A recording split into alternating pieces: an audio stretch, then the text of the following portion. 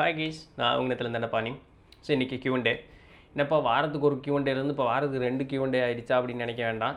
எத்தனை தான் மண்டையில் தூக்கி வச்சுக்கிட்டே இருக்கிறது, நிறைய கேள்வி இருக்குது. இந்த மாதிரி கேள்விகள் கேட்கும் பொழுது அதை ப்ராக்டிக்கல் லைஃபோடு அப்படியே சேர்த்து சொல்லலாம்ல. இது இந்த நூலில் இருக்குது, அந்த நூலில் இருக்குங்கிறது போட அதை ப்ராக்டிக்கல் லைஃபோடு சேர்த்து சொல்கிறதுக்கு இந்த மாதிரி Q&A ரொம்ப உதவியாக இருக்குது. வருங்கால சந்ததியர்கள் நாளைக்கு நம்மளுக்கு ஒரு செலவு வச்சு நம்மளை பார்த்து ஒரு நோட்ஸ் எடுக்கிறதுக்கு இதெல்லாம் யூஸ்ஃபுல்லாக இருக்கும்ல. ஆல்ரைட்.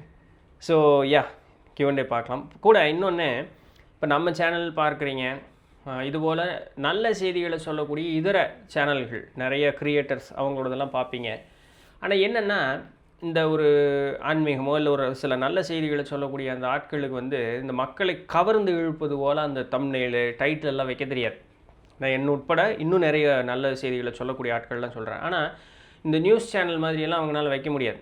இந்த டைட்டில் தம்ப்நெயிலெலாம் பார்த்தோம்னா ஒரு 10 நொடி கூட பேசியிருக்க மாட்டாங்க. ஆனால் அதுதான் கவர்ச்சியான ஒரு டைட்டில் தம்ப்நெயிலாக இருக்கும். அந்த மாதிரிலாம் நம்மளை வச்சு கவர்றதுக்கு தெரியாது. அதனால் ஒரு டைட்டில் தம்ப்நெயிலை பார்த்து முடிவு பண்ணிவிட்டு இது நமக்கு செட் ஆகாதுங்க, இது என்னமோ இதை பற்றி தான் பேசியிருக்கு அப்படி ஸ்கிப் பண்ணிடாதீங்க. ஏன்னா ஒரு 15 நிமிஷம் 20 நிமிஷம் 1 மணி நேரம் காணொலி போகுதுன்னா அதில் இருக்கக்கூடிய ஒரு செய்தியை இது கொஞ்சம் ஆர்வமாக இருக்குங்கிறனால அது ஒரு டைட்டிலாக தம்ப்நெயிலாக வைக்கலாம். ஆனால் அந்த காணொலிக்குள்ளே பல செய்திகள் பொதிந்திருக்கும். ஸோ அதனால் அப்படி டப்புன்னு ஸ்கிப் பண்ணாமல் உள்ளே போய் ஒரு 5 நிமிஷம் தான் செலவு தான் பண்ணி பார்ப்போமே, நமக்கு பிடிச்சிருந்துன்னு அப்புறம் அப்படியே கண்டினியூஸாக கேட்கலாம்ல. ஸோ அதனால் சொல்ல வரேன். அதுதான் நம்ம சேனல்னு இல்லை, இந்த மாதிரி நிறைய நல்ல செய்திகளை பகிரக்கூடிய ஆட்கள் உண்டு.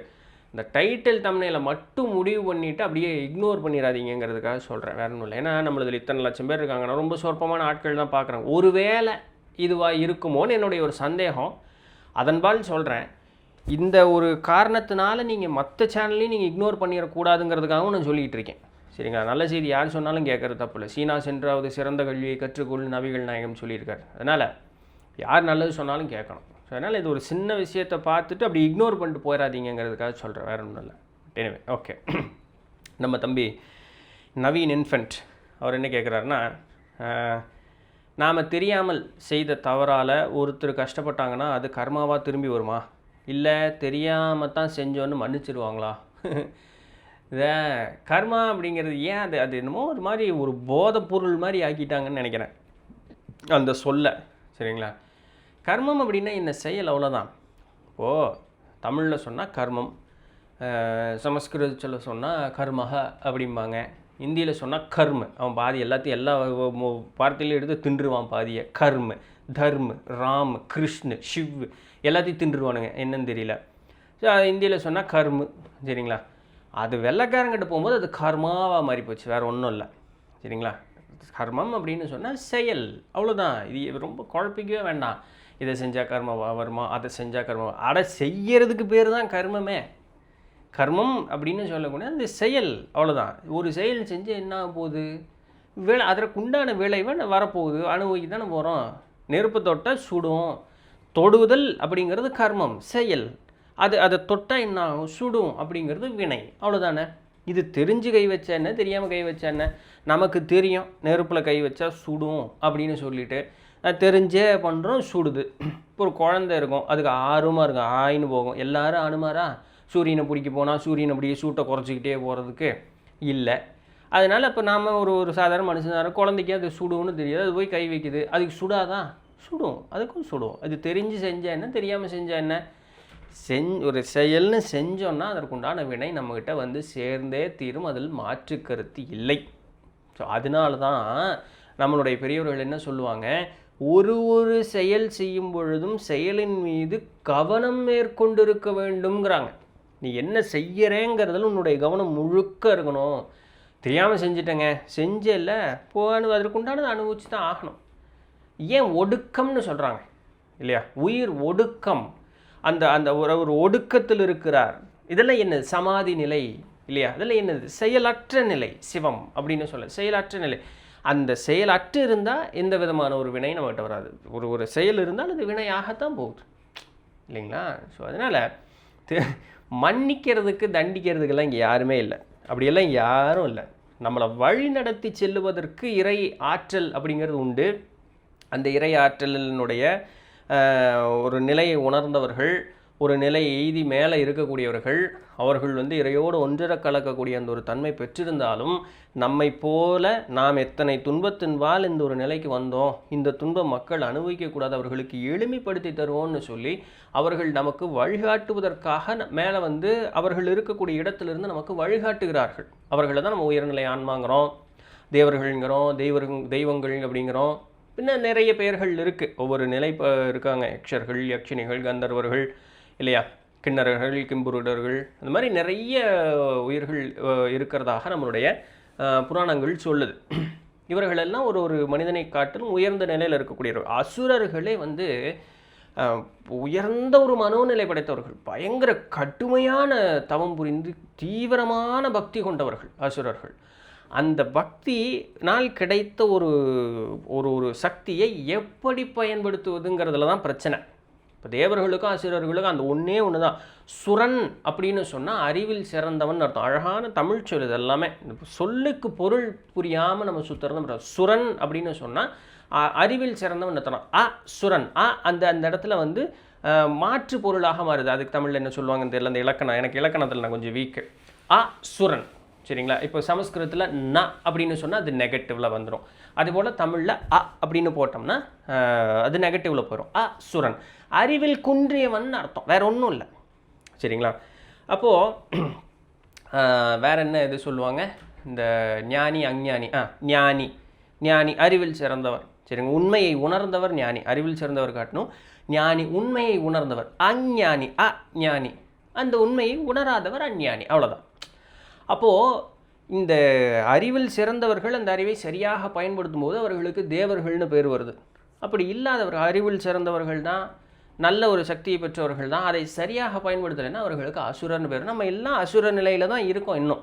அப்பப்போ இப்படி தேவநிலைக்கு சுவிட்சாய் இப்படி ரெண்டுக்கும் இடைப்பட்ட நேரத்தில் தான் நம்ம இருந்துக்கிட்டே இருக்கோம். இப்படி பார்க்கலை கடையும் போது வாசிகை அங்கேயும் போய் இங்கேயும் போய் இருந்தது இல்லையா, அந்த நிலைமை தான் நமக்கு. குண்டலினி ஏறவும் இறங்கவும் டே என்னை மேலே விட்றா போகிறக்கு அப்படிங்கிற மாதிரி. அதனால் இந்த கர்ம வினை அப்படிங்கிறது எதா இருந்தாலும் செஞ்சு தான் அடங்கு. அதனால் மன்னிக்கிறதுக்கு தண்டிக்கிறதுக்கு நீங்கள் யாரும் இல்லை. நாம் செய்கிறது நம்மக்கிட்ட வந்து சேரத்தான் போகுது. எல்லாத்துக்கும் காரணம் நம்ம தான். என்ன அவ்வப்போது நம்மளுக்கு ஒரு சில நேரம் இறக்கப்பட்டு ஏதோ சரி பரவாயில்ல அப்படின்னு சொல்லி ஒரு சில நேரம் இது போல் இருக்கக்கூடிய உயர்நிலை ஆன்மாக்கள், நம்மளுடைய ஆன்ம குருமார்கள்னெல்லாம் சொல்கிறோம் இல்லையா, ஸோ அவர்கள் நமக்கு உதவி செய்வது உண்டு. ஏதாவது இன்னல்கள் வரும்பொழுது அந்த இன்னல்களிலிருந்து நம்மை காப்பதெல்லாம் உண்டு தான், இல்லைன்னாலும் சொல்கிறதுக்கு இல்லை. பட் எந்நேரமும் அதை பண்ணிக்கிட்டும் இருக்க மாட்டாங்க ஒன்று. இன்னொன்று, அவங்க அதை தண்டிக்கிறாங்க, மன்னிக்கிறாங்க, அருள் புரிகிறாங்கன்னெலாம் எடுத்துக்கூடாது. அவர்கள் ஒரு சில நேரங்களில் உதவி செய்வார்கள், அவ்வளோதான்.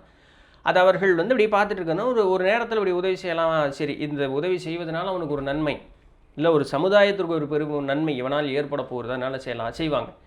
மற்றபடி நாம் செஞ்சதுக்கு நம்ம அனுபவிச்சு தான், அதிலெல்லாம் எந்த மாற்றமும் கிடையாது. அதனால் தெரிஞ்சு செஞ்சு தெரியாமல் செஞ்சதெல்லாம் கிடையாது. செஞ்சே இல்லை, செஞ்சதுக்கு உண்டான வினையை அனுபவிச்சே தான். ஆமாம். முருகனின் மனைவியான தேவயானி இந்திரனின் யானையை குறிக்கும் சொல். அது பிற்காலத்தில் அவரது மனைவியாக சொல்லிட்டாங்கன்னு ஒரு சில தமிழ் ஆய்வாளர்கள் சொல்கிறாங்க. அது உண்மையா? Absolutely no idea. அதாவது புராணங்களில் வந்து நிறைய மறைபொருள் அர்த்தங்கள் அப்படிங்கிறது வந்து புதைந்து இருக்க தான் செய்யுது, இல்லைன்னு சொல்கிறதுக்கு இல்லை. காலத்தை கருதி ஒரு சில உண்மைகளை புராணத்தின் வாயிலாக மறைத்து எழுதத்தான் செஞ்சுருக்கிறாங்க, இல்லைன்னு சொல்கிறதுக்கு இல்லை. அந்த மறைத்து எழுதப்பட்ட ஒரு சில செய்திகளை புரிந்து கொள்ளாமல் அதை நேர்படையாக அப்படியே எடுத்துக்கொண்டு இன்றைக்கி சரியான முறையில் தெய்வ வழிபாடு இல்லாமல் மனிதன் சென்று கொண்டு இருக்கிறானான்னு கேட்டால் ஆமாம் தான், அதுக்கும் இல்லைன்னு சொல்கிறதுக்கு இல்லை. இப்படி இருக்கக்கூடிய சூழலில் புராணங்களை வந்து நான் இன்றைக்கி படிக்காமல் இல்லை. ஏன்னா திருவிளையாடல் புராணம் படித்ததுனால தான் நமக்கு நம்மளுடைய ஆதார சக்கரங்களுக்கு கோவில்கள் நம்ம தமிழ்நாட்டுக்குள்ளே கோவில்கள் எங்கே இருக்குது அப்படிங்கிறது நமக்கு தெரிஞ்சுது. அப்போது ஈசனார் என்ன சொல்கிறார், இந்த பாரத தேசம் பூரா இந்த உலகம் முழுக்க அதற்குண்டான இடங்கள் இருக்குது அப்படிங்கிறத சொல்கிறார். ஸ்ரீ விஷ்ணு புராணம் படித்ததுனால தான் நமக்கு வந்து இந்த ஒரு இந்த அண்டத்தினுடைய ஆக்கம் எப்படி, ஆக்கமும் ஒடுக்கமும் எப்படி நடக்குது அப்படிங்கிறது எல்லாமே அதில் சொல்லப்பட்டிருக்கு. இந்த உயிரினுடைய பரிமாண வளர்ச்சி எப்படி இருக்குதுன்னு சொல்லப்பட்டிருக்கு. அப்போ புராணங்களில் மறைத்தும் சொல்லப்பட்டு வெளிப்படையாகவும் சொல்லப்பட்ட இடங்கள் அப்படிங்கிறது இருக்குது. அதனால் புராணத்தை நம்ம வந்து ஒதுக்கவோ நம்ம வந்து அதை புறம் பேசவோ தள்ளவோ கூடாது. அறிவு வந்து நமக்கு சேராமல் போயிடும். ஒரு சில நேரத்தில் நமக்கு அறிவு முதிர்ச்சி அடையும் போது அதற்குள்ளே இருக்கக்கூடிய மறைபொருள் அர்த்தங்கள் புரியும். பட் அது கொஞ்சம் மெனக்கிடணும். சரிங்களா? அதுபோல தான் இந்த இது. ஏன் தேவயானியை இந்திரனுடைய யானைன்னு சொன்னாங்க, இந்திரனுடைய யானை லாவங்களை பெண்ணாக சொன்னாங்க, இதுக்கெல்லாம் ஏதாவது ஒரு அர்த்தம் இருக்கும், இல்லாமல் இருக்கவே இருக்காது. சரிங்களா? இப்போது பின்னாடி வரேன். இப்போ அந்த மாதிரி இருக்கும், எனக்கு தெரியலை. ஏன்னா நான் அதற்குண்டான ஆராய்ச்சிக்கு பின்னாடி போகலை. அதற்கு பதிலாக சைவ சாத்திர நூட்கள் எடுத்துக்குவோமே. சைவ சாத்திர நூட்கள் எடுத்துக்கும் பொழுது அதில் எல்லா விதமான பிறப்புக்குண்டான விகிதங்கள் எல்லாமே வெளிப்படையாக சொல்லியிருக்காங்களே. வைணவ சமயத்தை எடுத்தோம்னா நம்ம யோக வாசிஷ்டம் பார்த்தோமே, வசிஷ்ட ராமாயணம் அப்படின்னு சொல்லக்கூடியது இல்லையா? இது எல்லாமே அற்புதமான ஞான நூட்கள். ஒரு பிறப்பினுடைய ஆதி தொடக்கத்திலிருந்து அடுத்தது முடிவு வரைக்கும், முக்தி அடையக்கூடிய வரைக்கும் இருக்கக்கூடிய எல்லா விதமான செய்திகளையும் எடுத்து சொல்லக்கூடிய, வெளிப்படையாக எடுத்து சொல்லக்கூடிய நூட்கள் பல இருக்கிறத. சிதபெருமக்கள் சொல்லாத செய்திகளா இல்லையா? இப்போ திருமந்திரத்தில் இல்லாத செய்தியா, திருவருட்பால் இல்லாத செய்தியா? அப்போது இதுபோல் எளிமையில் ஒரு சில செய்திகள் கிடைக்கும் பொழுது நம்ம ஏன் மெனக்கெட்டு ஒரு சில இடங்களில் மறைப்பாக சொன்ன இடங்களுக்கு போய் அலசி ஆராய்ஞ்சு தெரிஞ்சு, நான் அப்படி ஆராய்பவர்கள் உண்டு, நான் அவர்களை ஏங்க போய் அதெல்லாம் நான் சொல்ல மாட்டேன், அதுவும் தேவை. இப்போ அதை நோக்கி செல்லக்கூடியவர்களுக்கு அது ஓகே, அவங்க ஏதாவது சொல்லியிருப்பாங்க, அது என்ன யார் சொன்னால் என்ன ரீசனுக்காக வந்ததுன்னு எனக்கு தெரியலை. ஸோ என்னுடைய பாணி, என்னுடைய பயணம், என்னுடைய பணி அதை நோக்கி இல்லை. மகா சரஸ்வதியினுடைய திருவருட்கடாட்சம் முழுக்க கிடைக்கப்பெற்று இதெல்லாம் பூரணமாக எனக்கு புரிஞ்சுதுன்னா போகிறதுக்குள்ளே உங்களுக்கு எல்லாத்தையும் சொல்லி கொடுத்துட்டு போகிறேன். அது வேணால் எனக்கு தெரியும். சரிங்களா? உங்களுக்கு தெரிஞ்ச சாமியினுடைய பூர்வான அருள் கிடச்சிது அப்படின்னு சொன்னால் எங்கள் எல்லாத்துக்கும் சொல்லிக் கொடுங்க. ஏதோ அறிவை பகிர்றது தானே நம்மளுடைய குணம்.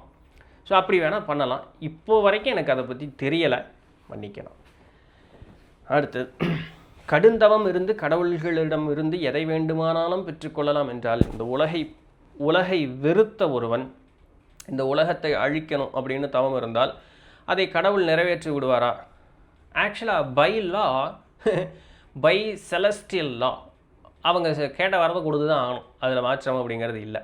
ஆனால் இதெல்லாம் ஆசிரியர்களுடைய இதெல்லாம் பார்க்குறமே, 3 உலகங்களையும் பிடித்து பல அக்கிரமங்களை செய்து அப்படின்னு சொல்லி, இதெல்லாமே ஏதாவது ஒரு காஸ்மிக் இம்பேலன்ஸ், ஒரு சமநிலை தவறும் பொழுது நடக்கக்கூடிய ஒரு சில நிகழ்வுகள். இதற்கு தேவர்களும் கூட இல்லை தெய்வங்களும் கூட இதற்கு மாற்று அப்படிங்கிறது கிடையாது. அவர்களுடைய நிலையிலிருந்து பிறழும் பொழுது அந்த பிறழிய அந்த ஒரு செயலுக்கு உண்டான கர்மம் இல்லையா, அந்த செயல் அதற்குண்டான வினை தான் இந்த மாதிரி ஆகாத விஷயங்கள் அவர்களை சென்று அணுகுவது அப்படின்னு சொல்லக்கூடியது. அதே தான் மக்களுக்கும். இப்போ தீமை அப்படிங்கிறது அதிகமாகுது அப்படின்னு சொன்னால் அதனுடைய விளைவுகளை நாம் அனுபவிப்போம். அப்படி ஒன்று தான் இது எல்லாத்தையும் வெறுத்து போய் நான் எல்லாத்தையும் அழிச்சிட்றேன் அப்படின்ட்டு. இந்த அமெரிக்காவில் எடுக்கிற எல்லா படமும் பார்த்தீங்கன்னா ஒரு வில்லன் இருப்பான், அவன் உலகத்தை அழித்து புதுசாக உண்டாக்குறேன் அப்படின்னு சொல்லுவோம். அப்புறம் ஹீரோ வருவாங்க, காப்பாற்று, இப்படி போயிட்டே இருக்கும். இதெல்லாம் நம்மளுடைய கதைகள்லேயும் உண்டு. தெய்வங்கள் அந்த வரத்தை கொடுக்கறதுக்கு முன்னாடி இது உனக்கே அழிவு கொண்டு நிறுத்திடும் அப்படிம்பாங்க. இல்லை அதெல்லாம் நான் பார்த்துக்கிறேன் கொடு அப்படிம்பாங்க. அவர்கள் அதில் ஒரு பூடகமாக ஏதாவது ஒரு வேலையை வச்சுருவாங்க. சரிங்களா? அது ஒரு வேலையை வச்சுட்டு சரி உனக்கு அழிப்பதற்குண்டான ஒரு இதை கொடுக்குறேன் அப்படின்னு சொல்லிட்டு போயிடுவாங்க. அதை எப்படி நிறுத்தணும் அப்படிங்கிறதுக்கு உண்டான வேலையும் பார்த்து அதை நிறுத்துறதுக்கு உண்டான வழியும் பார்த்துருவாங்க. ஆனால் அந்த உலகத்தை அழிக்கிறதுக்கு முன்னதாக அவன் கண்ணு முன்னாடி எல்லா விதமான ஆசையை தூண்டக்கூடிய, அவனுடைய அகம்பாவத்தை தூண்டக்கூடிய எல்லா விஷயத்தையும் அப்படியே காட்டிடுவாங்க. அவன் வெறுத்தவனாக இருந்தாலும் வெறுப்பு அப்படிங்கிறது ஒருத்தனுக்கு ஏன் வருது? அவன் நினச்சது ஒன்று நடக்கலை, முயற்சி செஞ்சு செஞ்சு செஞ்சு ஓஞ்சு போனவனுக்கு வெறுப்பு அப்படிங்கிறது வருது. இப்போ அந்த வெறுத்தவங்கிட்ட அவன் போய் ஏதாவது ஒரு காரியத்தை செய்ய போகும்பொழுது இப்போ இவனுக்கு ஓவர் பவர் அப்படிங்கிறது ஒன்று வந்துருச்சுங்கும் பொழுது இவ்வளோ நாள் இவன் ஒன்று கீழே இருந்தான், இப்போது அவன் எல்லாத்துக்கும் மேலே இருக்கும்பொழுது இவனுக்கு ஒரு வகையான ஆணவமான கர்வம் அப்படிங்கிறது கூடும். அதுதான் அவனுடைய மாயை. இப்படின்ட்டு போயிட்டே இருக்கலாம் அவன் பாட்டுக்கு அழிச்சு. ஆனால் அவனுக்கு நல்லா தெரியும் அவன் இந்த உலகத்தை அழிச்சிட்டானா அவனும் அழிஞ்சு போயிடுவான், அவனாலையும் வாழ முடியாது அப்படின்னு சொல்லிட்டு அப்போ அவனுடைய ஆசைக்கு உண்டான வேலையெல்லாம் நடத்துவாங்க. இப்போது இங்கே தவறிழைத்தவர்களுக்கு பூரா இவன் மூலமாகவே தண்டனை கிடைக்கும். அப்போ தான் இந்த அழிவு ஒருத்தனால வர்றதுங்கிறது எல்லாமே தண்டனை கிடைக்கும். இப்போ இங்கே எஞ்ச சொச்சம் இருக்கிறவனை பூரா அந்த திருந்தி சாமி நான் அந்த அப்பு பண்ணிட்டேன் என்னை காப்பாற்றுன்னு நிற்கிறாங்க பாருங்க. அப்போ இவர்களுடைய வேண்டுதல்களுக்கு இணங்க அந்த தெய்வ சக்தி கூடி இவங்களோடவே சண்டை போட்டு இவங்களை காப்பாற்றி மக்களை மறுபடியும் அப்படியே வழி நடத்தி கொடுக்குது. இதெல்லாம் சூப்பரான பேலன்ஸ்டான ஒரு இதுங்க. தெய்வங்கள் பண்ணக்கூடிய அந்த ஒரு வேலைகள் எல்லாமே ப்ராப்பர் பேலன்ஸ். அது அவன் பொருள் எடுத்து அவனையே போடுறது. இங்கே இருக்கக்கூடிய அநீதியில் அநீதியினுடைய உச்சத்தை பொறுக்க முடியாமல் தலையெடுத்து உன்னுங்களெல்லாம் கொல்றேன்னு சொல்கிறவனையவே மேலே வளர விட்டு அவனை வச்சே அநீதி பண்ணவனை பூரா போட்டும் தள்ளி இவன் திருந்துறதுக்கு உண்டான வாய்ப்பை கொடுத்து, ஆனால் இவன் திருந்த மாட்டேன் அப்படின்னு பல வாய்ப்புகள் கொடுத்தும் தட்டி விட்டவனை திருப்பி அவனே அழித்து அவனுக்கே முக்தியும் கொடுத்து கூப்பிட்டு போகிறதுங்கிறது சாமியினுடைய அருமையான ஒரு வேலை. இதுக்கெல்லாம் புராணம் ரொம்ப அழகாக நமக்கு வழிகாட்டி கொடுக்கும். ஸோ அப்படின்னா என்ன, இதெல்லாம் பண்ணாத, இப்படி பண்ணுனா இது நடக்கும், செய்யாத, இப்படி செஞ்சு செஞ்சு செஞ்சு அழிந்த சமுதாயங்கள் எண்ணற்றவை, செய்யாதேன்னு சொல்கிறதுக்குண்டானதான் இது எல்லாமே. சரிங்களா? இந்த தியாகபா ப்ராஃபஸிலேயே பார்க்குறோமே, என்ன பார்க்குறோம், அவங்க என்ன சொல்கிறாங்க, இந்த அண்ட சராசரத்தில் எந்த ஒரு உயிர் தோன்றினாலும் அந்த ஒரு உயிர் முதிர்ச்சி அடைந்து ஒரு ஆறறிவு பெறக்கூடிய அந்த ஒரு நிலைக்கு வரும்பொழுது எல்லா உயிர்களும் அணு அப்படிங்கிறது என்னன்னு தெரிஞ்சுக்கும். அந்த அணுவை ஆயுதமாப்பதற்கு உண்டான வழி அப்படிங்கிறது கண்டுபிடிக்கும். அந்த கண்டுபிடிச்ச அணு ஆயுதத்தை வச்சு அதுக்கே அழிவு உண்டாக்கிக்கும். மறுபடியும் அது முன்னேறிய ஒரு சூழலுக்கு போகும். திரும்ப அது அதே அந்த முன்னேறிய சூழல் முதிர்ச்சி அடைந்து அதனுடைய அழிவுக்கு இவ்வளோதான், வேற என்ன. இப்போ இது பார்த்தோம் அப்படின்னு சொன்னால் என்னங்க, அவனுக்கு அவனே அழிச்சிட்டு இங்கே சாமி வரல, எதுவுமே வரல. நம்ம பெரியவர்கள் என்ன சொல்கிறாங்க, இது தெய்வ சங்கல்பத்தினால் ஏற்பட்டது அப்படின்னு சொல்லி ஒரு கதை ரூபமாக அது கொடுத்துருக்கலாமா? கொடுத்துருக்கலாம், டிபேட்டபிள், எஸ் கொடுத்துருக்கலாம். ஒன்று அப்படி இல்லை, கிருஷ்ணர் இங்கே வந்தார் அப்படின்னு சொன்னால் அதுபோல் தெய்வத்தினுடைய நேரடி ஒரு தொடர்புனால கூட ஒரு சில நிகழ்வுகள் அப்படிங்கிறது ஏற்படலாம். இதெல்லாம் நம்ம அனுமானத்திற்கு தான். இது இப்படி தான் ஊர்ஜிதப்படுத்த முடியுமா? படுத்தலாம். யார் படுத்தலாம்? எல்லாம் உற்றம் தெரிந்தவர்கள் படுத்தலாம், ஊர்ஜிதப்படுத்தலாம். இந்த நிகழ்வு இப்படி தான் நடந்ததுன்னு சொல்லிட்டு நம்மளை பொறுத்த வரைக்கும் அனுமானத்தில் சொல்லலாம். ஏற்புடையதாக இருக்கிறதா அப்படின்னா இருந்ததுன்னா எடுத்துக்கங்க, இல்லைன்னா தட் இஸ் ஓகே. யார் சண்டைக்கு போகிற, இது நீ சொல்கிறது தப்பு, நீ சொல்கிறது சரின்னு சொல்லி நாம் சொல்கிறது எல்லாமே சரின்னு நமக்கு இல்லைன்னா நமக்கே தெரியும் போது இன்னொருத்தன் சொல்கிறது தப்புன்னு சொல்கிறதுக்கு நம்ம இது இல்லை. நமக்கு ஒரு கருத்து இருப்பதோட அவர்களுக்கு ஒரு கருத்து இருக்கிறது. Life is very easy to லிவ்ங்க, உண்மையாலுமே. சரியா? அதனால் இதுபோலெல்லாம் வரம் கேட்டால் தெய்வம் தரத்தான் செய்யும். ஆனால் அதற்கு மாற்று வழியும் தெய்வம் பார்த்துரும். சரிங்களா? அவர்களே என்ன சொல்லுவாங்க, இப்படி ஒரு சம்பவம், இப்படி ஒரு நிகழ்வு நடப்பதற்கும் ஒரு காரணம்தான், இதுவும் இருப்பது தான் அப்படின்னு அவங்க அதெல்லாமே ப்ரிப்பேர்டாக இருப்பாங்க. அவங்களுக்கு தான் எல்லா காலம் பூரா தெரியுமே, எல்லா பிரான்ச்சஸ் ஆஃப் டைம் எல்லாமே தெரியுமே. இது வந்தால் என்ன, இது வந்தால் என்னென்னு அவங்க ஆல்ரெடி ப்ரிப்பேர்டாக தான் இருப்பாங்க. ஸோ நம்மளுக்கு தான் தெரியாது, அவங்க ஆல்ரெடி ப்ரிப்பேர்டாக தான் இருப்பாங்க. இப்படி மேலேருந்து இப்படி கீழே பார்க்குறவனுக்கு எல்லாமே தெரியுமே. ஸோ இதை சூஸ் பண்ணியிருக்கிறியா, அப்படியா, சரி அப்போ நான் இந்த மாற்று இதை ஒரு வழியை பண்ணணும், சரி பண்ணிட்டு வர்றேன். அவங்க அதிலெல்லாம் தெளிவாக இருப்பாங்க. அதனால தான் அறிவில் முதிர்ந்தவங்க கூட என்றைக்குமே பிரச்சனைக்கு போகவே கூடாது. அவனுக்கு எல்லாமே தெரியும், அவன் தான் ஆபத்தானவனே. நமக்கு இத்தினூண்டு தெரிஞ்சதை வச்சு நல்லா அறிவு இருக்கவங்க கூட சண்டைக்கு போனோன்னு வச்சிங்களேன், அவன் சும்மா இருக்கிற மாதிரி தான் தெரியும். ஆனால் அவன் எப்போ பண்ணணும், எப்படி பண்ணணும், என்ன பண்ணணும்னு அவனுக்கு தெளிவாக தெரியும். அவன் பண்ணும்போது சிறப்பாக பண்ணிட்டு போயிட்டே இருப்பான். அதனால் அறிவில் சிறந்தவர்கள்ட்ட அடிபணிந்து இருப்பது தான் என்றைக்குமே நல்லது. அவன்கிட்ட பிரச்சனைக்கு போகிறது கூடவே கூடாது. இது சராசரியாக மனித நிலைக்கே இப்படி. தெய்வங்கள் கூட இல்லை, அந்த தெய்வ நிலைக்கு ஒப்பாக இருக்கக்கூடிய உயர்நிலை சக்திகள் கூடலாம் அறவே அந்த பக்கமே போகக்கூடாது. குரு இருந்தார், குரு வழிகாட்டி கொடுத்தாருன்னா ஓகே. அதை தவிர நாம ஏதாவது ஒரு முயற்சி செய்து வேண்டாத வம்புக்கு போய் நின்னோம்னா நமக்கு தான் வாயில் புண்ணை வாங்கிட்டு வர வேண்டியதாக போயிடும். அது தேவையில்லாத ஒரு பிரச்சனை. சிவனுக்கு மேல் ஒரு சக்தி இருக்கிறதா? சிவன்னு சொல்கிறது சிவம் அப்படின்னு சொல்லக்கூடிய அந்த தன்மையினுடைய ஒரு மெட்டீரியலிஸ்டிக் ஃபார்ம். அதை உருவகப்படுத்தி சொல்லுவதற்காக சொல்லப்படக்கூடிய அந்த ஒரு பெயர். இந்த இந்த இந்த அது படைப்பினுடைய அண்டம் சராசரம்னு சொல்லும் பொழுது அப்படி அதை சொல்ல முடியாது. ஏன் அப்படி சொல்ல முடியாதுன்னு சொல்கிறேன்னா, படைப்பு அப்படின்னு சொல்லக்கூடிய தத்துவத்தில் ரெண்டு நிலை தான். ஒன்று அதை எப்படி சொல்கிறது, அது ஏதுமற்ற ஒரு தன்மை. அதை எப்படி விளக்கி சொல்லுவது? இல்லை, அது நம்ம புரிஞ்சுக்கணும். அது அங்கே ஒன்றும் இல்லைன்னா லிட்ரலாக ஒன்றுமே இல்லைன்னு சொல்லக்கூடிய அந்த ஒரு தன்மை தான் அது சிவம்னு அதற்கு பேர். இல்லாட்டி வைணவர்கள் விஷ்ணு அப்படின்னு சொல்லக்கூடிய அந்த ஒரு நிலை. சரிங்களா? ஸ்ரீமன் நாராயணன் அப்படின்னு சொல்லக்கூடிய அந்த அது அப்படியே இருக்கும்.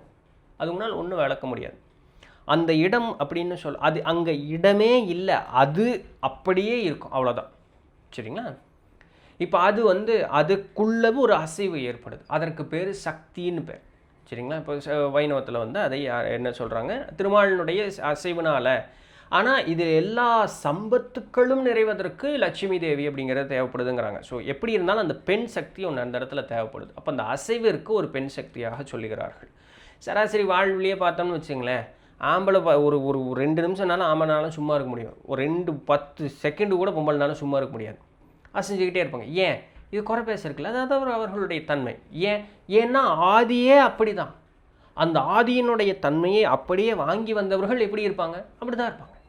ஸோ அது அவர்களுடைய தன்மை. இதேனோ இன்றைக்கி இந்த சினிமாவில் இதெல்லாம் கிண்டல் பண்ணி கேவலப்படுத்துறதுனால நமக்கு அது என்னமோ அது மோசமாக, என்ன பொம்பளை தப்பாக பேச அது அப்படி ஆகிப்போச்சு. கிடையாது. இப்போ சயின்ஸில் சொல்கிறானே, ஆண் பெண்ணினுடைய மூளையை ஆராய்ச்சி செய்தவர்கள் என்ன சொல்கிறாங்க, ஆணினுடைய மூளையில் எல்லாம் ஒரு பெட்டி பெட்டியாக எல்லாமே அடுக்கி வைக்கிற மாதிரி உண்டான அமைப்பு இருக்குமா. ஜஸ்ட் நீங்கள் பெட்டி மாதிரி கற்பனை பண்ணக்கூடாது. ஒரு நிகழ்வு நடந்ததுன்னா அது ஒரு பெட்டியில் போட்டு வச்சுக்குவான். அதை எப்பாவது தேவைப்பட்டதுன்னா அந்த பெட்டி இப்படி வெளியே எடுத்து அந்த நிகழ்வுகளை ஆராய்ச்சி பார்த்துட்டு அந்த பெட்டியை மூடி வச்சு உள்ளே வச்சுட்டு அவன் போட்டு போயிட்டே இருப்பான். அப்படி பல பெட்டிகளில் ஒரு பெட்டி இருக்கான். என்னென்னா எம்டி பாக்ஸ் அப்படின்னு சொல்லக்கூடியது. அதனால தான் ஆண்னால் இப்படியே உட்காந்துட்டே இருப்பான். அவன் எதையுமே பொண்டாட்டி இப்படி கேட்கும், என்ன யோசிச்சுட்டு இருக்கீங்க, இப்படி பார்ப்பான். ஒன்றும் இல்லை. அந்த அம்மாவுக்கு அது புரியாது. அது எப்படி ஒன்றும் இல்லாமல் இருக்கும், அது எப்படி யோசிக்காமல் இருக்க முடியும்? ஏன்னா பை மேனுஃபேக்சரிங்கே there is an empty box அந்த மைண்டுக்குள்ளே, ஆம்பளைக்கு மட்டும். சரிங்க, அதனால் அவனால் சும்மா இருக்க முடியும். ஆனால் பொண்ணுனுடைய மனோநிலை எப்படி இருக்கும்? மனோநிலையில் மூளையினுடைய அமைப்பு எப்படி இருக்கும் அப்படின்னு சொன்னால், அங்கே பெட்டியெல்லாம் கிடையாது. அங்கே எல்லாமே நிகழ்வுகள் அப்படி செதறி விட்ட தேங்காய் போல் இருக்கும். அந்த எல்லா நிகழ்வுகளும் ஒரு வகையான ஒரு நூல் இழையில் எல்லாமே கோர்க்கப்பட்டிருக்கும். அதனால தான் இன்றைக்கி ஒரு காரியம் நடந்ததுன்னா நம்ம எல்லாத்தையும் முந்தின 10 நிமிஷம் முன்னாடி நடந்தது ஆம்பளை மறந்துடுவான். பொண்டாட்டி என்ன ஒன்றும் 1900 ஒன்றுமில்லாத காலத்தில் அது நடந்தது உங்களுக்கு தெரியுமான்னு அந்த அம்மா ஆரம்பிக்கு. ஏன்னா பெண்கள் உணர்வுகளோடு எல்லாத்தையும் கனெக்ட் பண்ணியிருக்கக்கூடிய ஆட்கள். ஆண்கள் எல்லாத்தையும் லாஜிக்கலாக இது இப்படி இருக்குன்னா அது அப்படி தான், இது இப்படி இருக்குன்னா அப்படி தான் யோசிக்கக்கூடிய ஆட்கள். தேவை இருந்தால் மட்டும்தான் அந்த பார்ட், அந்த பிரெயின் வேலை செய்ய, அந்த டேட்டாவை வெளியெடுப்பான், அனலைஸ் பண்ணால் அவன் அதுக்கப்புறம் முடிவு வச்சுட்டு அடுத்த போல் பார்க்குறதுக்கு போயிட்டே இருப்பான் அவன் பாட்டுக்கு. பொண்ணுனால அது முடியாது. ஏன்னா பை மேனுஃபேக்சரிங் பொண்ணு அப்படி. அப்போது மூளை வேலை செஞ்சுக்கிட்டே இருக்கும். தயவு செஞ்சு கொஞ்சம் சும்மா தான் இருக்கியா அப்படிங்கிற மாதிரி பையன் சொல்கிறான்னா இவனுக்கு அமைதியாக இருக்க முடியும். அது ஒரு சொகத்தை அவன் அனுபவிக்கிறான். அவங்களுக்கு பேசினாதான் சொகம், அவங்களால அமைதியாக இருக்க முடியாது. அது அவர்களுடைய மேனுஃபேக்சரிங். இது ஆதியே அப்படி தான். சிவம் அப்படியே இருக்கும், அதில் அசைவே இருக்காது. சிவபெருமானை பார்க்கும்போது இப்படி இருக்கும், அவர் பாட்டு கப்புன்னு இப்படி இருப்பார். அந்த அம்மா பாருங்க, அவரை சுற்றிக்கிட்டே இருக்கும். எதையாவது ஒன்று அந்த அம்மா பண்ணிக்கிட்டே இருக்கும். தேங்காயை சிரவறதுன்னா, கத்திரிக்காய் வெட்டுறதுன்னா, குழம்பு வைக்கிறதுன்னா, அந்த அம்மா எதையாவது ஒன்று பண்ணிக்கிட்டே தான் இருக்கும். அதனால் சிவம் அப்படியே இருக்கக்கூடியது. அதை நமக்கு நம்ம போல ஒரு உருவகப்படுத்தி காமிக்கிறது அப்படின்னு சொன்னால் சிவன் அப்படின்னு சொல்லி நம்மளுடைய கதைகளுக்காக சொல்லப்பட்ட ஒரு விஷயம். சக்தி அப்படின்னு சொல்லக்கூடிய அந்த ஒரு காரணத்தினால தான் இந்த மாபெரும் படைப்பே இருக்கிறது. அப்போ நாமெல்லாம் எந்த ரூபத்தில் இருக்கோம்? ஆண் சிவ ரூபத்தில் இருக்கிறான், பெண் சக்தி ரூபத்தில் இருக்கிறான். ஒன்றும் கிடையாது, எல்லாருமே சக்தி ரூபத்தில் தான் இருக்கும். சரிங்க, எல்லாமே லிட்ரலாக எல்லாமே. பெண் இல்லாமல் எதுவுமே கிடையாதுன்னு சொல்கிறாங்கல்ல. நாம் சக்தியினுடைய உருவமாகவே தான் இருக்கோம். நாம் பெண் சக்தியோடு தான் இருக்கோம். அதுதான் தாய் தந்தைக்கு வழிகாட்டுதரா அப்படின்னு சொல்கிறது. தாய் தான் தந்தையை சுட்டி காட்டணும்னு சொல்கிறது. நம்ம தாயினுடைய ஒரு நிலையில் தான் நம்ம இருக்கோம், பெண் நிலையில் தான் நம்ம இருக்கோம். ஆண் பெண்ணுங்கிறது சும்மா உடல் அளவில், நம்ம உறுப்புகள் அளவில், இந்த குணத்தளவில் நம்ம பேசுகிற மாதிரி சும்மா சுட்டி காட்டுதலாக சொல்லிக்கலாம். ஆழ்ந்து பார்க்கும் பொழுது அனைவருமே பெண் சக்தியினுடைய நிலையில் தான் இருக்கோம். இந்த பெண் சக்தி தான் தேடி தேடி தேடி தேடி படித்து அறிவையும் இதையும் சேர்த்தி அதை ஞானமாக்க வச்சு சக்தி நிலையில் இருக்கிறதையவே எடுத்து படித்து அதுக்கு உண்டான அறிவை கொடுத்து, அப்பா இது எல்லாத்துக்கும் காரணம் ஒன்று இருக்குது, நீ அதுவாக மாறுனே அப்படின்னு சொன்னால் நீ அதுவாகவே போயிடுவே அப்படின்னு சொல்லி ஓடி ஆடி சக்தியாக இருந்தது போதும், இப்போ சிவமாகு அப்படின்னு சொல்லி அமைதிப்படுத்தி அப்படியே நிறுத்தும். அது நிறுத்தும் பொழுது நாம் சிவமாகும். அது நாள் வரைக்கும் நமக்கு எதுவும் தெரியாது, சக்தி நிலையிலே சுற்றிகிட்டே இருப்போம். அப்போ பல அண்டங்கள் இருக்குது, புவனங்கள் இருக்கிறது, பால்கள் இருக்கிறது, மனோன்மணியினுடைய மாயவலை இருக்கிறது, இந்த மாதிரி பல சொல்லலாம். அது எல்லாமே சக்தியினுடைய ரூபந்தான். அதெல்லாம் தாண்டி நாதம் விந்து எல்லாம் தாண்டி போகும்பொழுது தான் கடைசியில் சிவம் அப்படின்னு சொல்லக்கூடிய அந்த ஒரு நிலை அப்படிங்கிறது இருக்குது. இப்போ இந்த சிவநிலையவே அருணகிரிநாதர் என்ன சொல்கிறார், நாதவிந்து கலாதி நமோ நம. அவர் அந்த சிவநிலையை முருகனாக பாவித்தார். எப்படி வைணவர்கள் திருமாலாக பாவித்தார்களோ முருக பக்தர்கள் அது முருகனாக பாவிக்கிறாங்க. வேறு ஒன்றும் இல்லை. அந்த கடைசி நிலையை நீங்கள் என்ன பேர் வச்சா என்ன உருவம் கொடுத்தேன்னு அதுக்கு ஏதாவது ஆயிரப்போதா? ஒன்றும் இல்லை, உங்கள் பேர் வேணாலும் வச்சுக்கோங்க, அதனால் ஒன்றும் பிரச்சனை கிடையாது. சரிங்களா?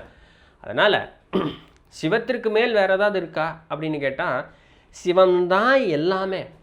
அதனுடைய மாறிய நிலை அசையாதிருந்தால் அதற்கு பெயர் சிவம், அசைந்தால் அதற்கு பெயர் சக்தி. சரிங்களா? இது இரண்டும் இல்லாமல் ஒரு காரியம் நடக்கவே நடக்காது. நம்ம ஸ்ரீ விஷ்ணு புராணத்தில் அழகாக பார்த்தோமே, ஸ்ரீமன் நாராயணர் முழுமையாக சயன கோலத்திற்கு அப்படியே எதுவுமே இல்லாமல் ஒடுக்க நிலையில் அப்படியே இருக்குது, நிசப்தமாக இருக்குது, அப்படியே இருக்குது, ஒன்றும் இல்லை. இதெல்லாம் மனிதனுடைய புரிதலுக்காக சொல்லக்கூடியது. அது அப்படி இருக்கா நிசப்தம், இங்கே இப்போ கப்சிப்புன்னு இருக்குப்பா, நான் இப்படி வாய மூடிட்டேன்னா இங்கே எல்லாம் அப்படியே இருக்குது, அதுக்கு பேர் நிசப்தமா அப்படின்னா புரிதலுக்கு எடுத்துக்கலாம், தவறு ஒன்றும் கிடையாது. சரிங்களா? அப்படியே இருக்குது. பின்ன ஒரு சின்ன அசைவு ஏற்படுது. அப்போ முதல்ல தோன்றுவது எது அப்படின்னு கேட்டால் பிரகிருதி அப்படிங்கிறத முதல்ல தோன்றும். பிரகிருத்தின்னா இயற்கைன்னு அர்த்தம். இப்போது நமக்கு தெரிஞ்ச வரைக்கும் இயற்கை மரம் மட்டை செடி கொடி இருந்தால் இயற்கை இல்லைங்களா? பச்சை பசேல்னு இருக்கிறது இயற்கைன்னு நம்ம சொல்கிறோம். ஆதி இயற்கைங்கிறது என்னங்க? இல்லை, இயற்கை இருந்தால் தான் வாழ்வதற்கு ஏதுவாக என்ன இருக்கணும்? இயற்கை இருக்கணும். மாதமும் மாறி பொழிந்த நாட்கள் உண்டு. இன்றைக்கி எப்போ வருன்னே தெரியல, வந்தால் கொட்டுது, வரலைன்னா வரவே இல்லை, இப்படி இருக்குது.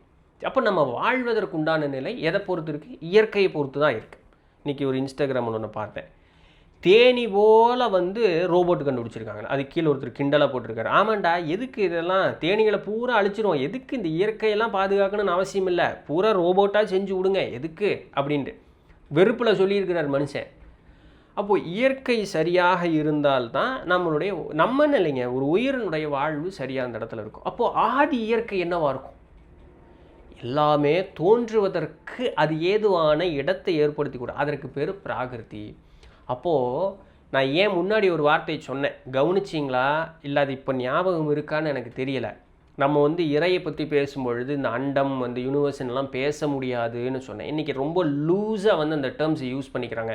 யூனிவர்ஸ் பேசுது, we are talking with the universe is communicating. ஆங்கிலத்தில் எது சொன்னாலும் அழகாக தெரிகிற மாதிரி இருக்குது. அப்படி ஒரு போதை நம்ம மனசில் இல்லைங்களா? ஏன் இந்த அண்ட சராசரத்தை நம்ம இறையோட சொல்ல முடியாதுன்னா, இந்த அண்டம்ங்கிறதே பிராகிருதிங்கிற ஒரு தன்மை தான், அதை தாண்டினது தான் இறைங்கிறது. ஒன்று ஒரு இடத்துல உட்காரணும்னு வச்சுக்கோங்களேன், இல்லையா? ஒன்று உருவாகணும்னு வச்சுக்கோங்களேன், உருவாவதற்கு ஒரு இடம் வேணுமே, இல்லை? சரிதானே நான் சொல்கிறது? உருவாவதற்கு ஒரு இடம் வேணுமே, அதுதானுங்க இறை. இறை இதுக்கெல்லாம் அப்பாற்பட்டு இருக்கக்கூடியது. அப்போது உருவாவதற்கு இடம், அந்த இடத்தையே இறை தான் உண்டு பண்ணியிருக்கு. அந்த இடத்திற்கு பேர் அதுதான் நீ சுற்றி பார்க்குற வெட்ட வெளி, அதுதான் நீ சுற்றி பார்க்குற வெட்ட, அதற்கு பெயர் பிராகிருதி அப்படிங்கிறாங்க. அப்போ முதல்ல ஒன்று உருவாகணும்னு ஒரு சக்தி வேணும், அந்த சக்தியை தன்னகத்தே கொண்ட ஒரு இடம் வேணும், அந்த இடத்திற்கு பிராகிருத்தின்னு பேர். அதற்குள்ள அடுத்து என்ன வருது? மகத்து அப்படின்னு சொல்லக்கூடிய அந்த தத்துவம் வருது. அதுதான் சக்திகளை ஊட்டி எல்லா விதமான பிறப்புகளுக்கும் உண்டான ஏதுவான சக்தியை நிலைக்க வைக்கிறது. அப்போ முதல்ல இடமும் இடத்திற்குள் சக்தியும் இருக்கிறது. பின்ன பரமன் தோன்றினான், பரமனனுடைய கற்பனையில் எல்லாம் தோன்றியது அப்படின்னு சொல்லக்கூடியதெல்லாம் பின்ன வரக்கூடியது. அப்போது ஒரு லேயர் போட்டு அந்த லேயர் மேலே நீங்கள் பேஸ்மெண்ட்டு போடணும் இல்லையா? முதல்ல இடத்த சீர்படுத்தணும், இடத்து மேலே அப்புறம் பேஸ்மெண்ட்டு போடுறதுங்கிறதுலாம் இருக்குல்ல. இது இங்கே தான் நம்ம நின்றுக்கிட்டே இருக்கோம், இதெல்லாம் நம்ம யூனிவர்ஸ்ன்னு இருக்கோம். சாமி அதையும் தாண்டியதுங்கிறாங்க நம்மளுடைய பெரியவர்கள். நம்மால் எங்கேயோ போயிட்டான். சரிங்களா? ஸோ அதனால் லூஸாக அப்படியே god is universe, god universe கிடையாது. அது யூனிவர்ஸுங்கிறது ஒரு இடம், வெட்ட வெளிங்கிறது ஒரு இருப்பிடம். சரிங்களா? அதில் தான் எல்லாம் அப்போ இப்படி தொங்கிக்கிட்டு இருக்கு. அந்த வெட்ட வெளியவே படைத்தவன் இறைவன் சொல்லக்கூடியவன், அவன் விளக்கத்திற்கு அப்பாற்பட்டவன், அனாதியானவன். ஏன் இந்த இதெல்லாம் நம்ம நுணுக்கி பார்க்கணுங்க, பொறுமை வேணும். அப்படி பொறுமையாக இதுக்கப்புறம் என்ன நடந்தது, இதுக்கப்புறம் என்ன நடந்தது, இப்படி இருந்தால் இது இப்படி இருக்குமா, அதுலேருந்து இது இருக்குமா. அப்போது ஒரு செய்தியை கேட்குறோம் அப்படின்னு சொல்லும் பொழுது வசிஷ்டர் சொல்கிறதுலேருந்து ஒரு சாணக்கியர் சொல்கிறது என்ன சொல்கிறது, என்ன சொல்கிறது, ஃபைண்டிங் பிட்வீன், அது என்ன, ஃபைண்டிங் மீனிங் பிட்வீன் த வேர்ட்ஸ்ன்னு சொல்லுவாங்க நினைக்கிறேன் ஆங்கிலத்தில். அழகாக இருக்கும். ஒரு சொல்லிருக்கும் ஒரு சொல்லுக்கும் இடைப்பட்டதில் என்ன பொருள் இருக்குங்கிறத நம்ம புரிஞ்சுக்கணும். இப்போ நம்ம பெரியவர்கள் அதானே சொல்கிறாங்க, ஒரு ஆசிரியரிடம் பாடம் படிக்கிறோம் அப்படின்னு சொன்னால் ஆசிரியர் சொல்கிறத மட்டும் காதில் கேட்டுக்கிறவன் ஒருத்தன், ஆசிரியர் சொல்லாததையும் சரியாக புரிஞ்சுக்கணும், ஆசிரியர் சொல்லாததையும் புரிந்து கொள்ளுவவன் தான் புத்திசாலி. அவன் தான் புத்திசாலி மாணாக்கன். ஆசிரியரே எல்லாத்தையும் சொல்லுவார்னு இருப்பான். அப்போ அந்த சிந்தனைக்கு நம்ம பொருத்தி பார்க்கணும். ஆசிரியர் சொன்னார், அப்போ ஒரு வேளை இது இருக்குமா அது இருக்குமா, அன்றைக்கி அது சொன்னாங்களா, அதற்கு இது இருக்குமா, பொருத்தி அவன் பார்க்கணும். பார்க்கும் பொழுது ஒரு சந்தேகம் வரும் கால் அது ஆசிரியரிடம் சென்று அவன் கேட்கணும். இப்படித்தான் அறிவு வளரும். அப்போது அதை நம்ம பொருத்தி பார்க்கும்பொழுது இப்போ இதற்கு இது இருக்குமான்னு பார்க்கும் பொழுது அப்போ சிவங்கிறது அனைத்திற்கும் அப்பாற்பட்டு இருக்கக்கூடியது. அதிலிருந்து சக்தி தோன்றும் பொழுது அது பிராகிருதியாக வந்து மகத்து ஆக வந்து அதற்குள்ளே வந்து அந்த இது அது பேர் என்ன, முக்குணங்களாக வந்து அந்த முக்குணங்களில் தாமச குணத்தில் இருந்து தான் ஆணவம் கண்மம் மாயங்கிறதெல்லாம் வந்து ரொம்ப அழகாக நம்ம பார்த்தோமே. எல்லாத்தையும் மறந்துட்டீங்களா இல்லை பார்க்கவே இல்லையான்னு எனக்கு தெரியல. ஸ்ரீ விஷ்ணு புராணத்தில் இருக்கே இது எல்லாத்தையுமே எங்கே பார்க்குறதெல்லாம் போர் அடிக்குதுங்க. இதெல்லாம் யாருங்க கேட்டுக்கிட்டு இருக்கிறது இல்லையா? ஏதாவது இம்மிடியட்டான ஒரு மெடிடேஷன், ஒரு மேனிஃபெஸ்டேஷன், அதை சொல்லியா விட்டுட்டு கதையெல்லாம் அடிச்சுக்கிட்டு இருக்கே, யாருக்கு தேவை அப்படிங்கிற மாதிரி இல்லை. எனிவே, ஸோ சிவத்திற்கு மேலே ஒரு சக்தி இருக்கான்னா அந்த இறைங்கிற அந்த ஆற்றலுக்கு மீது வேறு ஒன்றுமே இல்லை, அதுதான் எல்லாமே. சரிங்க, அதனால் அது விளக்க முடியாத ஒரு தன்மை கொண்டது. அருணகிரிநாதரனுடைய கதையில் சக்தி தேவியின் மிகுந்த பக்தரும் அருணகிரிநாதருக்கும் நடந்த ஒரு நிகழ்ச்சியில், அவர் பேரை எப்போ பார்த்தாலும் மறந்து போயிடுறேன். அந்த சக்தி தேவியினுடைய என்னமோ ஒரு பேர் இந்த அருணகிரிநாதர் படத்தில் வருமே, சரி பரவாயில்ல, அவருக்கும் ஒரு நிகழ்ச்சி. அதில் என்னென்னா, தேவியின் பக்தர் முருகரை அருணகிரிநாதர் பாடி கூப்பிட்டாலும் வராதவாறு இருக்கணும்னு ஒரு வரம் கேட்டிருப்பார். எஸ், அந்த படத்துலேயே அது வரும். ஆனால் முருகரோ வந்துடுவார். இப்போ தேவியினுடைய பக்தருக்கு அங்கே என்ன மரியாதை அப்படின்னு சொல்லிட்டு, தேவியினுடைய பக்தர் வந்து ஆணவத்தினால ஒரு தன்கிட்ட ஒரு சக்தி இருக்குது அப்படிங்கக்கூடிய அந்த ஒரு அகங்காரத்தினால அந்த ஒரு காரியத்தை பண்ணினார். அது இந்த ஒரு கோரிக்கைக்கு வந்து சாமி செவி சாய்க்க தான் செஞ்சுது, இல்லைன்னு இல்லை. ஆனால் அருணகிரிநாதரோ பக்தி அப்படின்னு சொல்லக்கூடிய ஒன்று இருப்பார். பக்தியோடு போய் நெஞ்சம் உருக அப்படி வேண்டும் பொழுது சாமி என்னங்க யாராக இருந்தாலும் கல்லே கரைஞ்சி போயிடுது அப்படிங்கிறாங்க. சாமி உயிரோட்டமோடு இருக்கிற அந்த ஒரு தெய்வ சக்தி கரையாதா? அந்த படத்துலேயே அது ரொம்ப அழகாக காட்டியிருப்பாங்க. என்ன பண்ணுனாலும் முருகரை கூப்பிட்டு பார்த்து அந்த அம்மா விடவே விடாது, பிடிச்சிக்கிட்டே இருக்கும். இவர் என்ன பண்ணிடுவார், ஓஹோ நீ தான் இந்த வேலையை பண்ணிகிட்டு இருக்கிறியா, இரு இப்போ உன்னேவே பாடுறம்பார் அப்படின்னு சொல்லி சாமி சக்தி தேவியவே நெஞ்சுருக பாடிடுவார். அவங்களுடைய அழகை வர்ணித்து நீ எவ்வளோ பெரிய ஆள் அம்மா அப்படின்ட்டுருவார். அந்த அம்மா அப்படியே பேன் ஆயிரும். இதுதான் கேப்புன்னு சொல்லி முருகர் ஓடி வந்துடுவார். இங்கே ஜெயித்தது வந்து ஆணவமோ அதிகாரமோ அந்த ஒரு பலம் கிடையாது, அங்கே அன்புங்கிறது மட்டும்தான் ஜெயிச்சது. அங்கே அர்ப்பணிப்பு அப்படின்னு சொல்லக்கூடியது அந்த இடத்துல ஜெயிச்சது. அப்போ அன்பு இருந்ததுன்னா, அன்பிற்கும் உண்டோ அடைக்கும் தாழ், இன்னும் ஒரு அழகான தமிழ் சொல்ல இல்லைங்களா? ஸோ அன்பிற்கும் உண்டோ அடைக்கும் தாழ். ஸோ அப்படி தான் அருணகிரிநாதர் டேக்கிள் பண்ணார். படத்தில் பார்த்தோம்னா ரொம்ப அழகாக தெரிஞ்சிருக்கும். நம்ம சப்ஸ்கிரைபர்ஸ் கோயம்புத்தூரில் மீட் பண்ணலான்னு சொல்லி ஏமாற்றிட்டே இருக்கிறீங்கன்னு சொன்னேன். பண்ணலாம் தம்பி, பண்ணலாம், கூடி சீக்கிரம் பண்ணலாம். ஸ்வீட் ட்ரீம்ஸ் அப்படின்னு சொல்லக்கூடியவங்க என்ன ஒரு கேள்வி கேட்குறாங்கன்னா, இப்போ மனித மூளை அப்படிங்கிறது வந்து பயங்கர அட்வான்ஸ்டான ஒரு விஷயம், எதை வேணாலும் கற்றுக்க முடியும் இந்த நொடிப்பொழுது அப்படின்னு சொன்னால், ஏன் எல்லாருனாலும் எல்லாத்தையும் கற்றுக்கவே முடியல? இது நம்மளுடைய கர்மா தான் காரணமா அப்படின்னு சொல்லிட்டு, இல்லை வேறு ஏதாவது ஒரு காரணமானு. நமக்கு எல்லா பலமும் இருக்க தான் செய்யுது. ஆனால் என்ன அதுதான், இப்போது நான் வந்து ஓட்டப்பந்தயத்துக்கு ஓடணும்னு வச்சுக்கங்களேன். இப்போது பெரிய ஒரு ஓட்டப்பந்தய வீரராகணும், நான் ஒலிம்பிக்லலாம் போய் கலந்துக்கணும் அப்படின்னு எனக்கு விருப்பம் இருக்குன்னா அதற்குண்டான பயிற்சி செய்யணும்ல. இந்த உடலுக்குன்னு ஒரு ஒரு கட்டுப்பாடுகள் அப்படிங்கிறது இருக்கு இல்லையா? நம்ம பிறக்கும் பொழுதே சித்த மருத்துவத்தின் பார்க்கும் பொழுது தாயினுடைய கர்ப்பத்திலிருந்து அவள் உந்தி தள்ளும் பொழுது அந்த ஒரு வகையான ஒரு இறுக்கம், ஒரு ஸ்ட்ரெஸ் அந்த உடல் மேலே ஏற்படும். அப்புறம் அதை வந்து இப்படி இழுப்பாங்க, அப்புறம் தலைகளாக வச்சு ஒரு சாத்துவாங்க. அப்போ இது எல்லாம் சேர்ந்து சில 300 சொச்ச நோய்கள் இயற்கையாகவே உடலோடவே பிறக்கத்தான் செய்வோம்.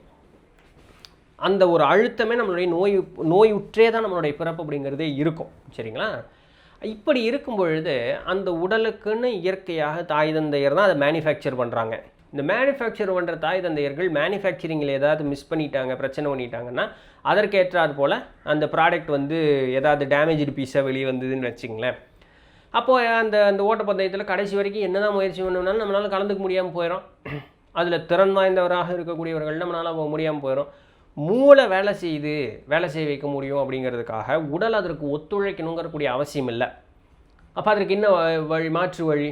அப்போ அதற்கு ஏற்ற மாதிரி அந்த ஒன்ஸ் மேனுஃபேக்சர்டு ப்ராடக்டை அதுக்கப்புறம் பட்டி டிங்கரிங் பார்க்குறதுக்கு நமக்கு தெரியணும். அதுவெல்லாம் வழி சொல்லி கொடுத்துருக்காங்க. நம்மளுடைய பெரியவர்கள் அதற்குண்டான வழியெல்லாம் சொல்லி கொடுத்துருக்காங்க, இல்லைன்னு இல்லை. ஆனால் அந்த வித்தை நம்ம இப்போ இழந்துட்டோம். அந்த காலத்தில் வேதம் அப்படின்னு சொல்லக்கூடியது செவி வழியாக சொல்லி கடத்தியது தான் வேதமாக. இப்போ நம்ம உடனே வேதம் சமஸ்கிருதமே அது ஆகாதது, எப்போத்தா திருந்துவாங்களோ தெரியல. சரி, உங்களுக்கு அப்படி தான் கசக்குதா? தமிழ் முறையில் இருக்கக்கூடியதே வந்து என்ன, ஆசிரியர் இருப்பார், ஆசிரியர் சொல்கிறத மாணாக்கன் இருந்து மண்ணில் எழுதி பார்த்துட்டு அதை வந்து உடனே அழித்து அடுத்தடுத்து எழுதிட்டே இருப்பான். அவ்வளோதான் பாடமே, பாடசாலைங்கிறது. ஆசிரியர் ஒரு தடவை சொல்லுவார், 2 தடவை சொல்லுவார், அது மண்டையில் ஏறியே ஆகணும். ஆனால் அதற்கேற்றாறு போல் உள்ள வித்தைகள் எல்லாமே இருந்தது. மூச்சு பயிற்சி இருந்தது, இந்த காலையில் இதை எந்திரிக்கணும், இதுதான் உணவு உண்ணணும், இதெல்லாம் இருந்தது. அப்போ என்னென்னா அத்தனை ஆயிரமும் லட்சக்கணக்கான பாடல் வாயிலாக தான் எல்லாமே இருந்தது. அத்தனையும் அவன் மண்டையில் ஏறி உட்காந்துருக்கும். எப்படி நடந்தது அது? அப்போ அவன் மூளை எவ்வளோ அட்வான்ஸ்டாக, பிறக்கக்கூடியவங்க எல்லாருமே அவ்வளோ அட்வான்ஸ்டாக இருந்தாங்கன்னு நம்மளால சொல்ல முடியாதே இல்லையா? அதுவும் பார்க்கலாம், எல்லாருக்கும் ஒரு சேர அந்த ஒரு அறிவு இருக்கிறது இல்லை அப்படிங்கிறத பார்த்தோம்னாலுமே அப்படி பண்ண முடியுமான்னு கேட்டால் முடியும். அது திருப்பியும் ரீமேனுஃபேக்சர் வந்து அந்த பட்டி டிங்கரிங் தாராளமாக பார்க்க முடியும். அதற்கெல்லாம் வித்தைகள் நம்ம பெரியவர்கள் வைத்திருந்தார்கள். இன்றைக்கி அந்த கலை நம்மக்கிட்ட இல்லை, இழந்துட்டோம். இதை கொண்டு போய் தேவையில்லாமல் கர்ம பலன் கூட பொருத்தி பார்த்து, அதான் அந்த அந்த கர்மாங்கிறது வந்து அது என்னமோ ஒரு நோய் போல் அந்த ஒரு வார்த்தை பரவி போச்சு. எல்லாத்துக்கும் இதுக்கு கர்மா அப்படின்னு என்னென்னு சொல்லுவாக்கலாம் அப்படின்னு கேட்டோம்னு வச்சிங்களேன், தெரியாது. கர்மம்னா சரி, வேறு ஒன்றும் இல்லை. சரிங்களா? சரி, நான் இப்படி இருக்கக்கூடியதற்கு என்னுடைய கர்மம் என்னவா இருக்கும் அது யாருக்கு தெரியும்? எனக்கு தெரியாது. நான் ஏன் இப்படி இருக்கேன்னே எனக்கு தெரியல. நான் போய் நீ ஏன் இப்படி இருக்கேன்னு எப்படி சொல்ல முடியும்? ரொம்ப ஈஸியான எக்ஸ்ப்ளனேஷன், உங்கள் அப்பா அம்மா பண்ணின வேலை தான் எல்லாத்துக்கும் காரணம். சரிங்களா? வேறு என்ன சொல்கிறது? ஆணும் பெண்ணுன்னு சொன்னாலே இன்றைக்கி ஒரு பிரச்சனை. கணவனும் மனைவியும் கூடி, சரிங்களா, பிள்ளை பேர் பெறுவதற்குண்டான அந்த ஒரு முயற்சியில் இறங்கும்போது அந்த ஆணனுடைய உடம்பு நல்லா இருக்கணும், அந்த மூச்சு ஓடுறது நல்லா இருக்கணும். எல்லாம் சித்தர்கள்ங்கிற பிளேலிஸ்ட்டில் வந்து திருமூலநாதர் சொன்னது எல்லாமே இருக்கே, எல்லாமே போட்டிருக்கேன். எல்லோரும் பார்க்குறீங்களான்னு தெரியல, அவ்வளோதான்.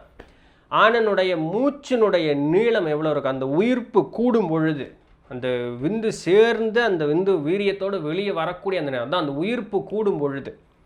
சரிங்களா? அந்த உயிர்ப்பு கூடும் பொழுது ஆணனுடைய மூச்சினுடைய நீளம் எவ்வளவு தூரம் அதிகமாக இருக்கிறதோ அதை பொறுத்து இப்போ குழந்தையினுடைய ஆயுட்காலம் நிர்ணயிக்கப்படுகிறது. முழு மூச்சினுடைய நீளம் இருக்குது, ஆழமாக அவனால் மூச்சு இருக்கும். எங்காவது அப்படி கணவன் மனைவி ஒன்று சேரும் பொழுது நான் இதை சொன்னதை கேட்டுட்டு எங்காவது மூச்சை விட்டு எங்காவது போய் இதாகிற போகுது. இது இயற்கையாக நடக்கக்கூடியதை திருமூலர் சொல்லிக்கிட்டு இருக்கார், செய்யறக்கு இல்லை. சரிங்களா? அப்படின்னா என்ன, அந்த ஆணனுடைய உடல் அவ்வளவு வலுவாக இருக்கும், அவன் மூச்சு பயிற்சி செஞ்சுருப்பான், அந்த லங்ஸ் எல்லாம் நல்லா விரிவடைந்த நிலையில் இருக்கும்.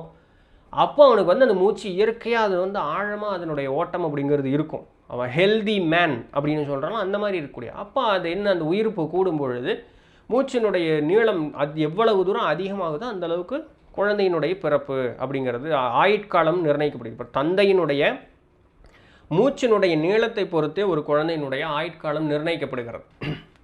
சரி, இப்போது அந்த உடம்பை மேனுஃபேக்சர் பண்ணுறதுக்கு உண்டான அந்த ஒரு விதையை போட்டாச்சு. இப்போ மேனுஃபேக்சரிங் டிபார்ட்மெண்ட் என்ன பண்ணணும்? இப்போ அந்த ஒரு மிஷின் இன்னொரு மிஷினுக்குள்ளே உண்டாகிட்டு இருக்கு. சரிங்களா? இப்போ இந்த மேனுஃபேக்சரிங் டிபார்ட்மெண்ட் இதை கரெக்டாக பார்க்கணும். யார்? இப்போ அது பெண்ணினுடைய இடத்துக்கு வருவோம். இப்போ இந்த உயிர்ப்பு கூடும் பொழுதே, இந்த விதையை போடும் பொழுதே அந்த உயிர்ப்பு கூடும் பொழுது, இப்போ ஆணுக்கு உயிர்ப்பு கூடுச்சு, பெண் அந்த உயிர்ப்பை பெற்று கொள்ளுகிறாள். இந்த பெற்ற அவளுடைய சுரோனிதத்தில் அந்த உயிர் சேரும் பொழுது பெண்ணினுடைய மலஜல சேர்க்கு மலம் ஜலம் அவளுடைய வயிற்றில் தங்கி இருக்கக்கூடாது. மலம் தங்கி இருந்ததுன்னா குழந்தை எப்படிப்பட்ட குழந்தையாக பிறக்கும், அது நான் சரியாக சொல்லாமல் சொல்லக்கூடாதுங்கிறதுக்குனா நான் சொல்கிறேன், அது பதிவில் இருக்குது, தெளிவாக சொல்லியிருக்கேன். மலம் சேர்ந்திருந்ததுனால் என்ன ஆகும்?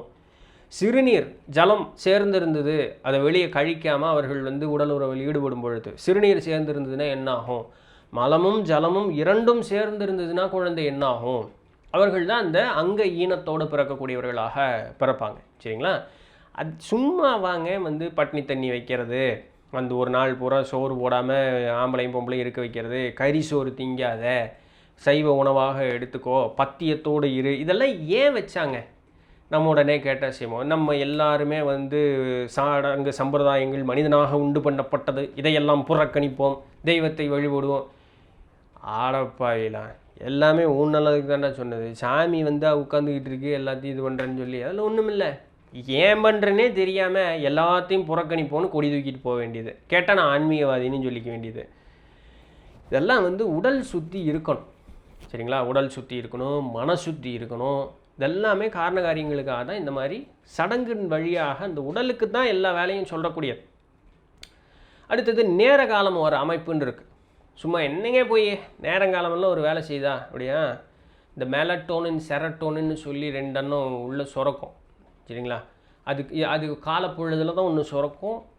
அதாவது சூரிய உதயத்தப்போ ஒன்று சுரக்கும், சூரிய அஸ்தமனத்தப்போ ஒன்று சுரக்கும். எங்கே மாற்றி சுரக்க வைங்க பார்க்கலாம். இங்கே தான் கால நேரத்தெல்லாம் நம்பாத ஆட்கள் தானே. எங்கே அந்த உடம்புல அந்த சுரக்கக்கூடிய அந்த ஒரு இதை வந்து மாற்றி இது பண்ண சொல்லுங்க பார்க்கலாம். பசின்னு எடுக்கும் பொழுது அந்த இடத்துல அந்த அமிலம் வந்து சுரந்துடும். ஏன்னா அது ரெடி ஆகிடுச்சு. இங்கே வேறு எல்லாம் காலியாக போச்சு, அந்த நேரம் வந்துருச்சு, நான் வந்து நீ சோத்தை போட்டையோ ஓடலையோ நான் வந்து இது இதாகிறது பண்ணத்தான் போகிறேன்னு அது பண்ணிடுது. எங்கள் கால நேரம் அப்படியெல்லாம் ஒன்றும் கிடையாது. அதெல்லாம் வேலை செய்யுமா? அங்கே அதை நிறுத்துங்க பார்க்கலாம். அதெல்லாம் சும்மா மூடர்களுடைய பேச்சு. கேட்டால் வீம்பு பேசுகிறேன், நான் வந்து புரட்சிகரமாக பேசுகிறேன் அப்படின்னு சொல்லி இதுகளும் அழியிறது மட்டும் இல்லாமல் இருக்கிற எல்லாத்தையும் சேர்த்து கூட்டிகிட்டு போய் குழிக்குள்ளே தள்ளி விட்டுரும். ஸோ அதனால் எல்லாத்துக்கும் ஒரு காரண காரியம் அப்படிங்கிறது இருக்குது. ஸோ அதனால் நான் இப்படி இருக்கிறேன்னா என்னுடைய கர்ம பலன் மட்டும் இல்லாமல் பெற்றோர் செய்த பாவம் பிள்ளைகளை சேர்ந்து சேரும்னு சொல்கிறாங்களே, இதுதான். அப்பா அம்மா சேர்ந்து உயிரையாக கொடுக்குறாங்க. உயிரெல்லாம் யாருனாலையும் கொடுக்க முடியாது, சாமிகிட்ட அதுவாக வர்றது. அது அப்பா அம்மா சேரும்பொழுது அவங்க செய்யக்கூடியது உடலை மட்டும்தான் அவங்க உண்டு பண்ணுறாங்க. உயிர் தங்குவதற்குண்டான கூட்டை ரெடி பண்ணுறது மட்டும்தான் அவங்களுடைய வேலை. அப்போ பெற்றோர் சரியாக இல்லைன்னா பிள்ளைகளுக்கு கொடுக்கக்கூடிய அந்த கூடு சரியில்லாமல் போகும். ஒன்று போன பதிவில் நான் உங்களுக்கு சொல்லியிருந்தேன். என்ன சொல்லியிருந்தேன்?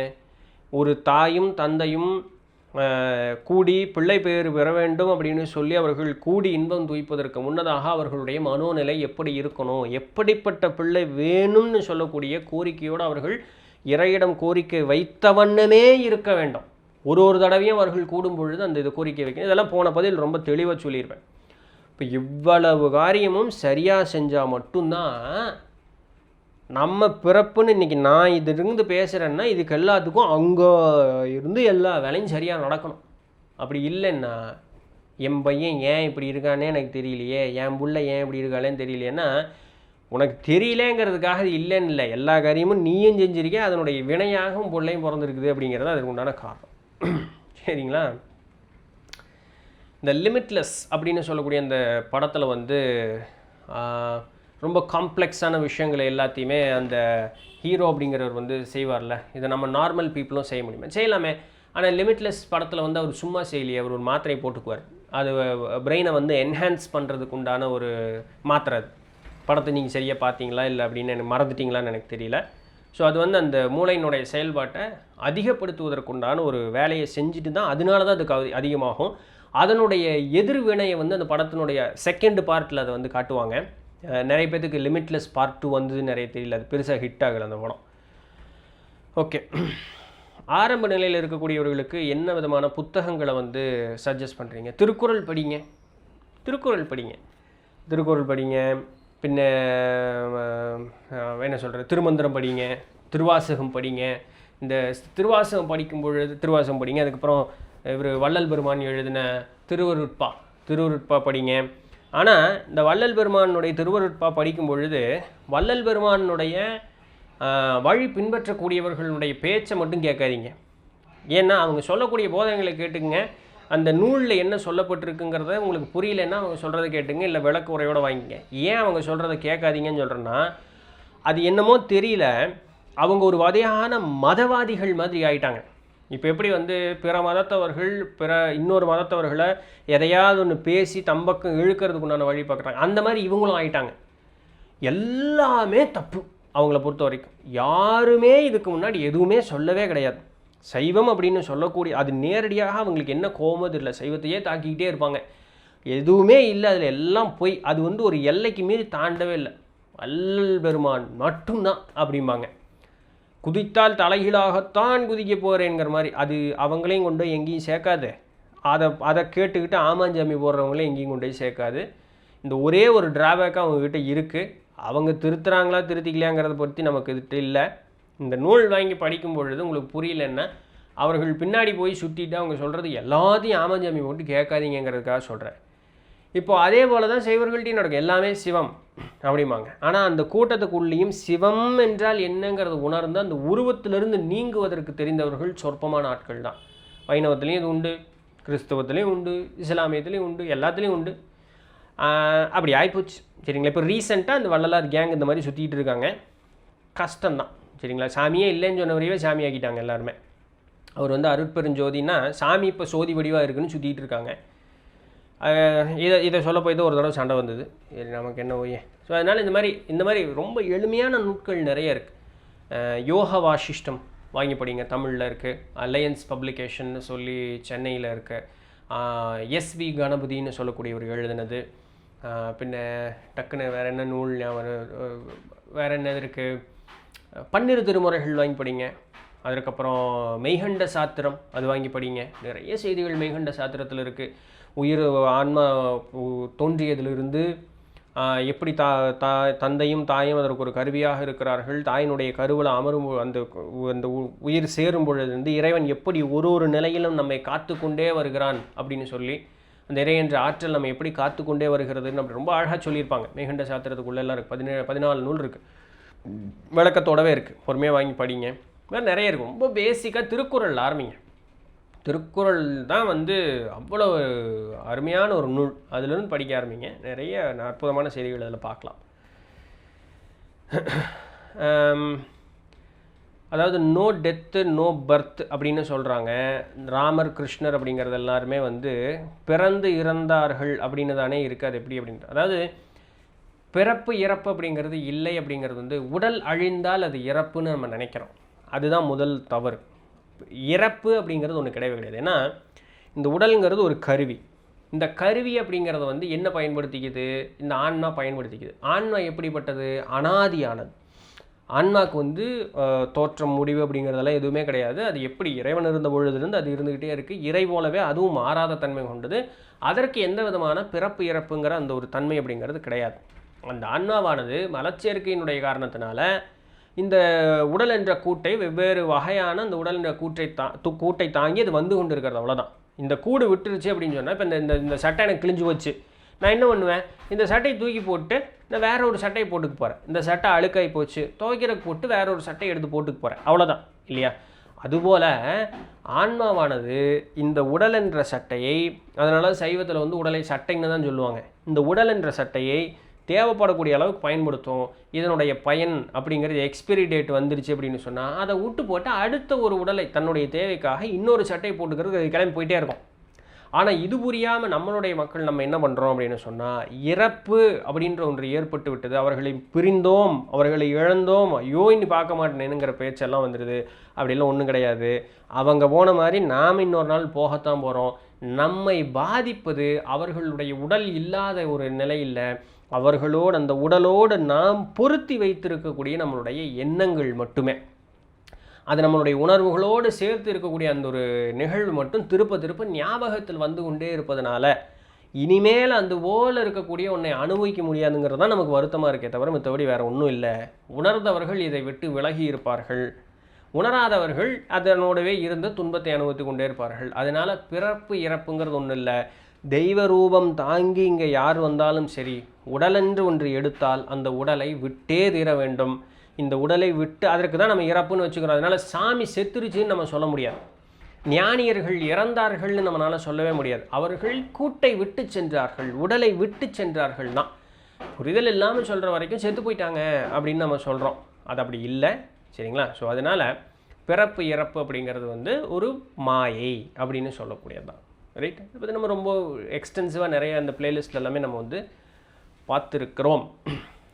ஆல்ரைட். இன்றைக்கி நிறைய செய்திகளை பார்த்துட்டோம்.